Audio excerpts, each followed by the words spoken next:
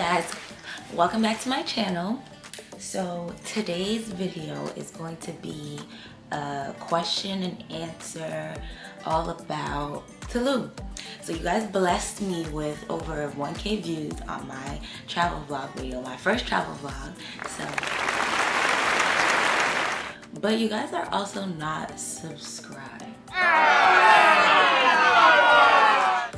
Yeah, so I would like you guys to subscribe. You can't be getting all this good juicy information about Tulum and all this travel stuff and all the videos that I'm doing and not subscribing. Like, why are you not subscribing? But anyways, hit the subscribe button and let's move on to what this vlog is actually about. So I got a lot of questions on the last vlog about all the places that we went, all the places that we stayed. Everybody wanted information on how much stuff costs, how to book this, how do we book that. So I felt the best way to handle that would be to do a Q&A video. So I wrote down some of the questions that you guys left on the last video, plus questions from Instagram, plus questions that people texted me. Yeah, it was a lot of questions because everybody's trying to go to Tulum right now. And no shade, go, because it's open and you can travel there. I'm not coming to anybody that's trying to go anywhere right now. If you want to go and you feel safe traveling, go and do it. So the first question that I got was, where do we stay? So we stayed in a villa, a private villa that we booked on Airbnb. It's not just an Airbnb, it is part of a bigger hotel chain called El Strabon, which is in Mexico. And the actual base for the hotel, like the regular part where you would stay and book a room and stuff like that, was probably about 5 minutes away from where our villa was. It was a completely separate property that we stayed at, but it was managed by the hotel. So everything that happened at our villa was done by employees of El Strabon Hotel. So I will put the link in the description box again because I put it in the last video, but I'll put it here again. This was not just a regular Airbnb that's somebody's house that they own kind of thing and they're just renting it out. This was a villa that was owned and operated by a hotel. Next question was, how much did things cost and was it expensive? So the flight at the time when we booked it, it was about $330 or something like that. We have flight credit from trips that were canceled previously, so we didn't have to pay for our flight, but that would have been the cost for the flight. And then the Airbnb was about, I want to say $300 each. We split it and we stayed from Monday to Friday. So that's about a week, right? Like 4 days. Yeah, 4 days was the trip. Things in Mexico were not expensive at all. I thought that I was going to spend a lot more spending money, but that wasn't the case. We did not have to spend that much money on the trip. I actually came back with some US dollars. I think I came back with like $100 US still in my wallet that I didn't spend. So it wasn't that bad. What was the airport like? So the airport was where I had the most anxiety because of COVID. We all had, like, my mom is a nurse, so she got us all a bunch of different types of face masks, different types of N95 masks. We had like the face shields. We had gloves on. Like, we were probably like the most masked up in the airport. I was looking around like, so nobody else want to cover up? Okay, but we gonna stay cover up. It was kind of hard to like not do things, so we wanted to sit down and eat and we had to take our mask off, take our gloves off, and I had a ton of hand sanitizer. We wiped down our seats and everything when we got on the plane, and so that was kind of like just something you just had to do if you're like uncomfortable traveling right now. I will say that we specifically chose JetBlue because they were one of the airlines that are still socially distancing your seats. So that meant that the middle row was blocked out. And basically I got to sit next to my friend Jazzy with no one else here. And then Vonta and Michelle got to sit next to each other in the row across from us. So we're basically like traveling as a group, and we got to sit as a group and no one else was like in between us. So that felt a little bit better, and we specifically chose JetBlue to fly with because of that, because there are some airlines that are like, we're not social distancing and we're not.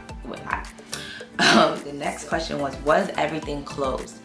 So there were some things that were closed, but for the most part all of the like tourist stuff was open, it just wasn't people there because no one's really traveling. So like when we went to the Cenote, you could tell that it was a place that had a lot of people there normally because they had like seats and stuff out, and like you can see that there's usually like a long line, but we didn't have to do any of that because it was just open. When we went to restaurants and stuff, there was ample seating. We didn't have like wait times or anything like that. We would just go in and get seated right away. All of the main things that you would want to do were open. They just had like, they closed earlier. So normally Tulum Beach, which is the main area, kind of like the strip if you wanted to compare it to Miami, because you know everybody's like, oh, it's turning into South Beach, whatever. It's not. But if you want to compare it, Tulum Beach is sort of like that strip that has all the restaurants, all the stores, all the hotels, all that stuff that's by the beach, and everything over there is open, but they close a little bit earlier and they're not allowing like partying to really happen, which is what would normally happen there. Places for dinner. So the places that I would suggest for dinner are Rosa Negra, Gitano, this place called El Pescador, which is in downtown Tulum, not on Tulum Beach. I would say those were probably like my top 3 recommendations for dinner. We didn't get to go to Rosa Negra, but I know Rosa Negra and they're not just in Tulum, and I know that they have really good food. Gitano was dope. It was really good. I haven't been to Gitano in New York City, but now I've been to one in Tulum. So those would be my 3 recommendations, and there's a lot of really like cool tucked away places. Like one of our friends suggested Burrito Amor as a place to get good burritos, and she loves that place. She's always eating there, so that's another place that you guys can go if you want to grab a quick bite. Places for photos. So now this is my specialty. So before any trip, I always go on Instagram, and I probably spend about 2 or 3 hours just looking up the location and seeing what places people are taking pictures, places that look really cute that I would get a good picture at, and I make a note and I start writing those things down. So we had a note for Tulum that had all of our like picture locations and stuff like that, and examples of pictures, because that's what I do. I'm the planner. So I will say top recommendations for picture locations. Pablo Escobar's mansion. You have to take pictures there. If you go to Tulum and you don't take a picture there, you didn't go. So then there's Raw Love Tulum, which is like the man that has like the open chest. That is on Tulum Beach as well, and that's at Ahai Tulum, which is another hotel chain. It's like right outside of it. Then there's Nomad Tulum, which we didn't get to go to, but the pictures there look really dope. There's also, oh, another restaurant I forgot to mention, Kinto restaurant. That restaurant is part of Azulik hotel chain, and that's where they have the nested restaurants that are like up in the trees and you can eat like up in the sky. Crazy. It's really hard to get a reservation for there, but we would have liked to go there. So whenever I go back, the other half of this list of things we didn't get to do, I'm going to do. Like I mentioned, Gitano Tulum, Cenote Calavera, we went there, I'm gonna get to that. La Salina, which was a good picture spot. Taboo Beach Club, you could take a ton of pictures at Taboo Beach Club. Like that was one of the most popping choices that we made, was to go to Taboo Beach Club. And then there's Mia Tulum Beach Club, which is like on the beach, but it's just further down. As you walk down the beach on Tulum Beach, you'll see that certain areas are like private or closed off because that beach section belongs to the hotel. So you kind of have to pay a fee to go in there. Coco Tulum, they have these cute swings. I'll probably include these pictures as I'm talking about this stuff. But that was another place that we wanted to go. So I suggest just looking through Instagram and searching like Tulum, and you're just seeing where people are taking pictures if you want to get those dope shots that everybody's getting. And yeah, make sure your friends are down to get the right picture because it's important. My favorite place on the trip. So I'm gonna say that my favorite place on the trip was Pablo Escobar's mansion. Now, we knew we wanted to go there to get pictures. We'd never been to Pablo Escobar's mansion before, never been to Tulum before. We just knew we wanted to get pictures with the white wedding dresses. So we rented some bikes from Ahai Tulum, rode all the way down there. Mind you, it was like probably like a 15-20 minute bike ride, but it didn't feel like that because there's a lot of things to see. We found it, went there, and we're like, oh, how do we go in and take the pictures? And they were like, oh, it's a $60 fee to get in. So we were like, whoa, whoa, whoa, whoa. Like, they were like 1,200 pesos. And I was like, 1,200 pesos from whom? Okay. But then she said that it was like a day pass basically, so you pay $60 to get in, and you can use those 1,200 pesos for anything there, to buy food, to buy drinks.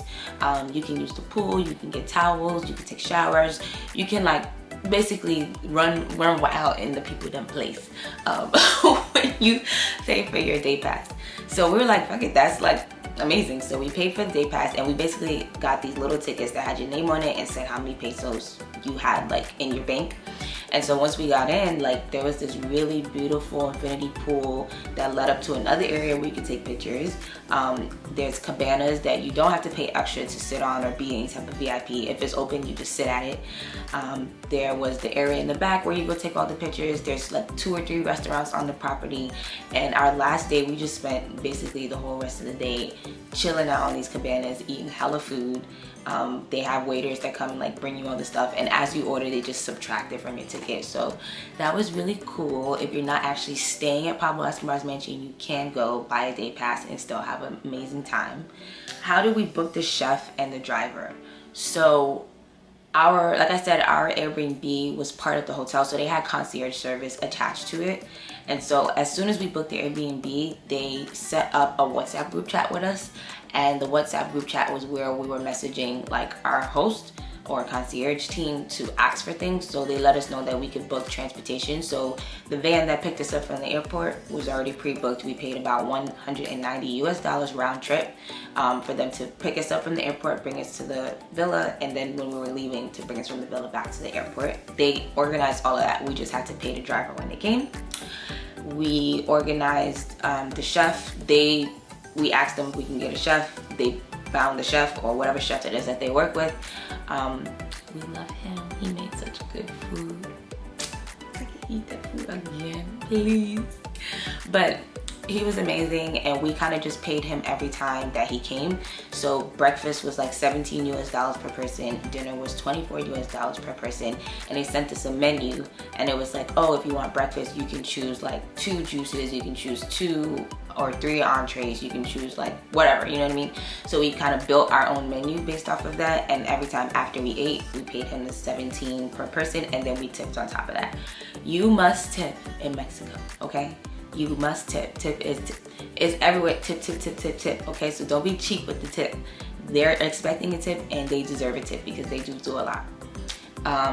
Then I want to say how we booked the driver. So how we booked the driver was different. We went to El Pescador, a restaurant that was near our villa, the first night, and Armando, who was the owner of the restaurant, we needed a cab to get back. So we asked him if he could call us a cab, and he called his friend Eddie, who was a cab driver, to come pick us up. So then while Eddie was taking us to the supermarket to get some juice and then back to the villa, he was like, oh, you know, what else are you guys doing? And we told him we wanted to use him as our driver, if we could just have his number and we'll call him every single time that we need to go somewhere. So that's basically what we did. He was a regular taxi, but we would WhatsApp him and be like, hey, can we go to Tulum Beach? How much are you charging? He would be like 300 pesos, and he would come pick us up and drop us over there.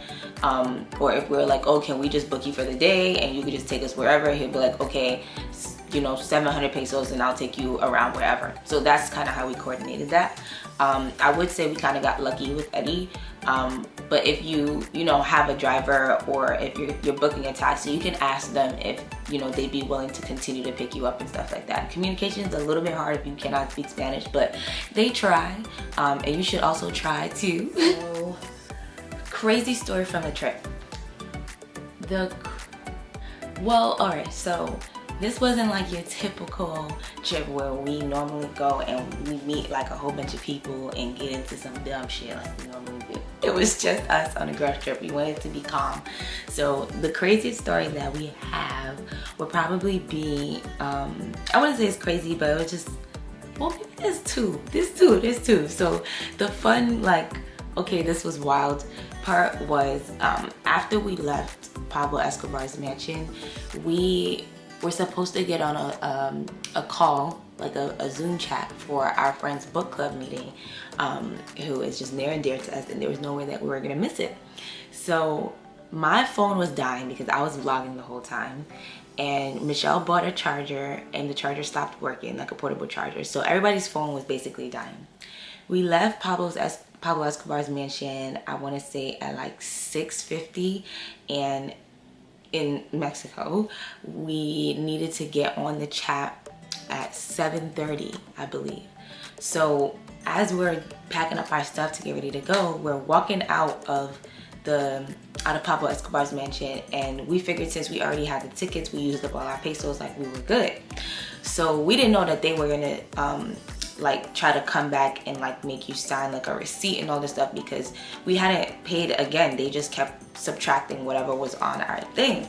So I guess they tried to, like, they added gratuity and they added like, I think, tax and all this stuff onto some of the stuff that we ordered. So we didn't know we were still accruing a bill as they were taking off the pesos from our ticket.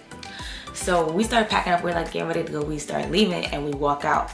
As we're walking out, the waiters that were at our cabana were chasing after us, and they were like, hey, like, you guys left, like, whatever. We don't know what they were saying, but they were just like, hey. So we're in time crunch trying to get out of there because we're kind of deep from our villa. So the waiter comes back and he's talking to us in Spanish, and basically I translated to understand that we still had a balance left on our thing. So we had to go back in and give our cards and pay the remainder. And we just like, we didn't know, because we figured like it was already paid for since we paid for the day pass. We didn't know that there was like extra stuff on top of that. So we give them our cards, we're waiting for them to finish doing the charge, and then we have to get back on our bikes and bike back to the rental place and give back the bikes, and then get a cab from there back to the villa. So we have mad shit to do, and we're like, how are we gonna do this? So we unlock our bikes, get ready, and we start driving, like we start riding crazy through through Tulum Beach. I'm laughing because like I have the memory. I wasn't able to film because my phone had already died, but when I say we was zooming it, I never rode a bike so fast in my life. Like, and on Tulum Beach, it's a dirt road that we're riding on, and so sometimes there's like their version of a speed bump. It's just like a big ass dirt hill. So the four of us are like going that fast, and whenever the person in the front sees like a speed bump or some kind of hole or something, we're like, oh, speed bump, and we're like, thank you. Like, it was just too crazy, and it's starting to get dark. So like cars also share this road with us, and it's like the narrowest dirt road, and there's two ways of cars coming, and we're like riding our bikes down this. So we keep looking back, and these people in Mexico drive so crazy. Like the taxis drive so crazy, and they're just like zooming by us, and we're also speeding. Get to the place, we're rushing to like give the bikes back and get our IDs back, because they had our IDs for the bikes. Then we're like, oh, we need to get a cab now. So we go out and we see a cab sitting across there, and it's not our driver, it's not Eddie, because he's too far away to come get us. I think he was like picking up another person.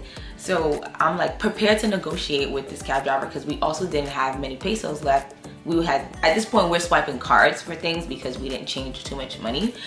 And he was like, we knew it's usually we pay Eddie 300 pesos to go back to our villa. So this guy is sitting there, he's like, oh, you need a taxi? We're like, yeah, we need a taxi. And he's like, oh, 375 pesos. We're like, nah. You're gonna take this 300 pesos because we gotta go. It's like probably like 7:05, 7:10. And we're like, we need to go. So then he goes, okay, 300 pesos. So we're like, get in, bitches. We all get in the cab, and we're like cutting it close. And the lock for our villa is like, it's like a very intricate lock. You gotta turn it, and this like bar moves back, and then it was a lot. So we finally get the door open. We were rushing upstairs, Wi-Fi not working. We all trying to get our computers to work, and not thinking, all four of us on 4 separate devices trying to get the Wi-Fi to work. Why don't we all just go on one computer? So we all did that in like one room. That was the first crazy story. And I want to say, in the video, after we left Gitano for dinner that second night, Eddie couldn't come get us. So we took a regular cab that was right outside of Gitano to go back. Worst decision ever. This cab driver, first of all, he was mad aggressive. He was trying to haggle us or whatever, and we're like, it's mad late, it's dark, like whatever. And he said 375. We're like, okay. So we get in the cab and he starts driving, and when I say This man was like bumper to bumper. And there's a part on Tulum Beach where you're driving literally on the side of the rocks that go into the water. He is like, there's a car in front of him and he's just like this, like the whole way. And I'm in the front seat and I'm like, sir, can you like put some space in? Nah, like anytime he's seen like an opening on the oncoming side, he would swerve over there and drive over there until a car was coming this way and come back. Are you crazy? Then he decides to take a shortcut because at this point we already know what the route is back to our villa. So we're like, where's he going? He just made some crazy ass left turn and we're like, oh nah, it's about to get crazy. He tried to take us. So we're like, sir, where are you going? I had to put my GPS on to make sure we were following, like that we were actually going towards the villa. And I'm like, okay, I see that, you know, this route can lead us there, okay. When I say it's pitch, we're in the jungle. In the jungle. It's just trees and dirt. Trees and dirt. And just us on the road. And he's like, oh yeah, people take this back road. I'm like, no, don't do this again. Do not take no back roads. Like, this is not it. So that was probably the craziest story because we like, the cars are very low and very little and they're manual. So he knows what he's doing. But there's big holes in the street when you're like, not in the street, when you're driving on the dirt roads because like it rains a lot in Tulum and it just causes the roads to like sink in. So there's huge holes that he's trying to like drive around, or he just eventually has to go in it and like just bring the car back up. And I'm like, nah, that's it. We getting taken. He's trying to crash this car, something about to happen. Like it was just not a good experience. And from that day on, we're like, we only driving with Eddie. Only driving with Eddie. So if you watch the vlog and you see us every time like Eddie comes, we're like, Eddie, like he was really nice. But that would probably be the craziest story. And then for things that we didn't get to do, we didn't get to rent the private yacht that we wanted to do.